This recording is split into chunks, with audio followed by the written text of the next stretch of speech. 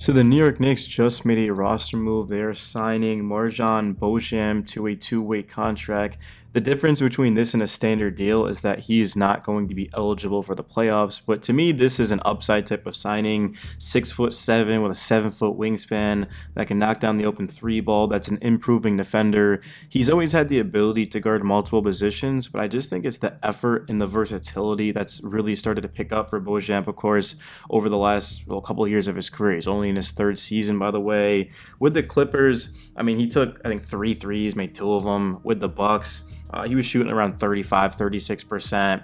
The Knicks need wings. They need size. They need overall guys who can guard multiple positions, who can cut, who can speed up the tempo. The Knicks are a very slow team, so when they get out in transition, that's always going to be a positive, right? They're the third best offense in terms of rating, and that's, of course, with playing in the half court the majority of the time. So guys like Beauchamp are certainly going to be able to help them.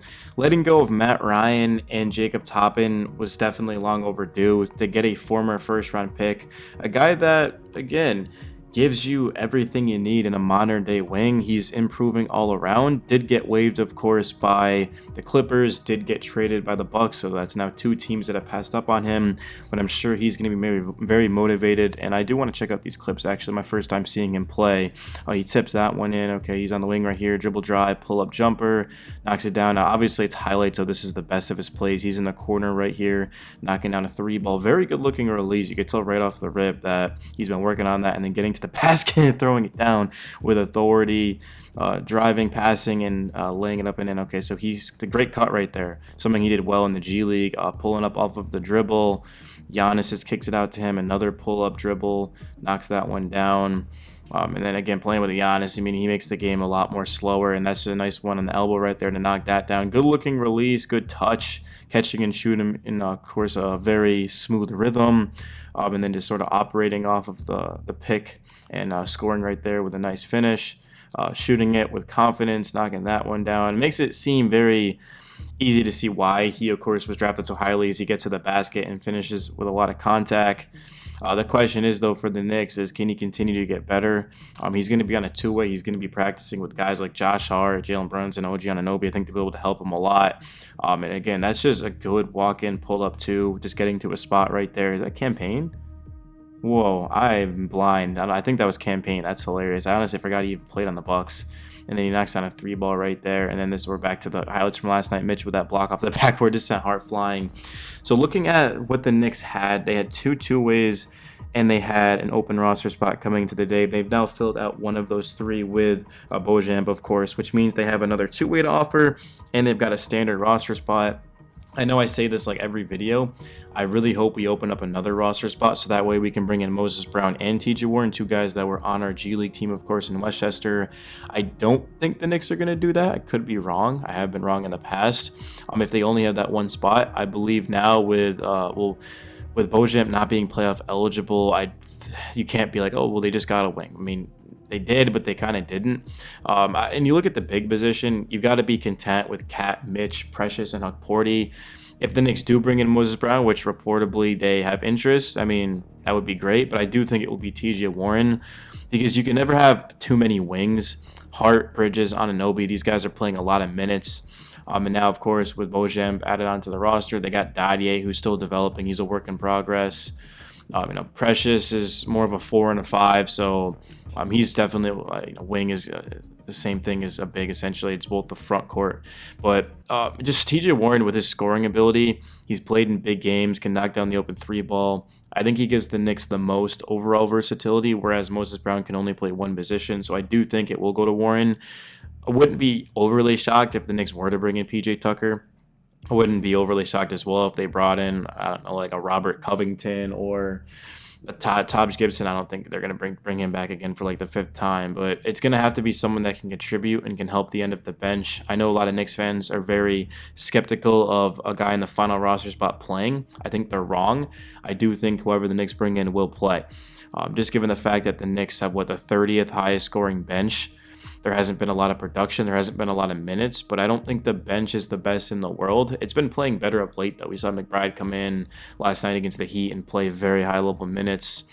We also saw, of course, I'm looking at Mitchell Robinson the past couple of games. I mean, the Knicks don't beat the Grizzlies without Mitch. He had some big time points.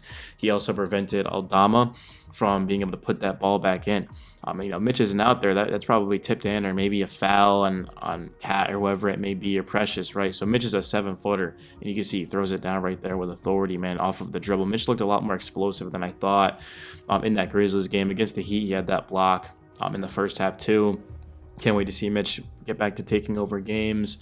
But yeah, Beauchamp, I'm definitely happy with this addition. I definitely didn't have him on my radar. I hadn't really thought too much about the two-way guys, but because he got waived, I think, yesterday by the Clippers, it makes all the sense in the world, just given of what his potential can be. But it's not just about, hey, look, this guy has the potential to be great. It's also the safe floor, knowing that he can defend multiple positions, he can shoot the open three ball, and he can cut to the basket, can get out in transition, can finish around the basket. To be honest, you guys, I think Beauchamp could realistically play for the Knicks right now. I think he could give 5 to 10 minutes every single night just to take some minutes off of Hart, Bridges, and Anunoby. I don't think he will, if I'm being honest, just because Precious Achiuwa is already slowly but surely out of the rotation, so why would Beauchamp just come in and play? But I think he's going to fight, man. I really do. I think next season he's going to fight for a legit rotation piece, and that's why you bring in Beauchamp versus a guy like a Matt Ryan, who never had any realistic chance of playing in the rotation. And same thing with Jacob Toppin. They were just two guys, right? I mean, they made the NBA. I'm not hating. That's remarkably impressive. They're in less than the 1% that were able to do that. But it's just, if you're going to have a guy in a two-way, they've got to have a realistic scenario to finding a way to the roster. And if they don't, then why exactly are they even on a two-way? Why are they even signed to a contract to begin with? So that's why I'm very pleased with Beauchamp and him being added to the team, because I think he has what it takes to next season crack the roster. And even this year in blowouts, garbage time, he's going to be able to come in and showcase his skills and athleticism. I think it's going to be a lot of fun. Hopefully, though, the Knicks, their next guy on a two-way is a big, somebody with some potential just for depth purposes, and then that final roster spot, I'm hoping it goes to TJ Warren. Wouldn't hate PJ Tucker, wouldn't hate Moses Brown. Maybe the other two-way they do a guard, or maybe they do another wing. I don't know. I'm also really excited about Kevin McClure Jr. He's been crushing it down in the G League, man. I don't make G League videos as a Knicks channel, but maybe I should be, because he's been playing very, very high level ball for the Knicks down there too. The Knicks also did just make a recent move too. They signed, I think it was Johnny Bryant, or is that his name? That doesn't sound right. Yeah, the Knicks they signed a former first-round pick. Knicks G League roster. I don't know if this should come up, right? Yeah, it does come up. Okay, so Chuma Okeke is another guy I keep forgetting. He's a potential candidate for the final roster spot. Oh, Johnny Davis. I knew I was wrong. Way wrong. I think what I said, did I say Johnny Bryant? He's our former coach that we ended up losing. Yeah, Johnny Davis, former first-round pick, 6'4", 195 pounds. We have a very good G League roster. We've got McCullough, Okeke, Davis. We've also got TJ Warren, who's been a bucket down there too. So, and then of course, I don't know why Dadier and Tyler Kolek are not on the G League. You think they should be developing and getting reps down there, but who am I to say that? I guess so. Yeah, but guys, I'm out. Knicks Daily. Subscribe, drop a like.